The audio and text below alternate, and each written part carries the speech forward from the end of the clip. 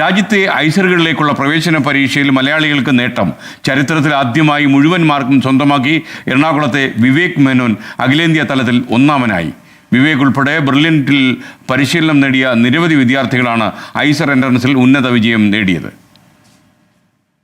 NEET, JEE advanced, JEE main, Kerala engineering, CUSAT entrance തുടങ്ങിയ പ്രവേശന പരീക്ഷകളിലെല്ലാം മിന്നും നേട്ടമാണ് ഇത്തവണ പാലാ ബ്രില്യന്റ് സ്റ്റഡി സെന്റർ കൈവരിച്ചത്.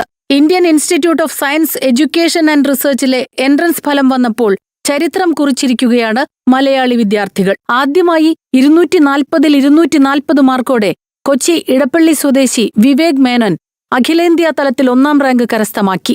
എറണാകുളം സ്വദേശിയായ ഗൗരി ബിനുവിനാണ് 2ാം റാങ്ക്. കൊല്ലം പുനയ്ക്കന്നൂർ സ്വദേശി ശിവരൂപ് ജെ 6ാം റാങ്ക് നേടി. Sreenandan C 22, Praful Keshavadas 24, C Adith 25, Krishna S L 28, Ivan Saji 65, Nitish P 66, Sayuj P 86, Albert Sebastian 94, Johan Sam 98. ഇങ്ങനെയാണ് ആദ്യ 100 റാങ്കിനുള്ളിൽ ഇടം നേടിയവരുടെ പട്ടിക.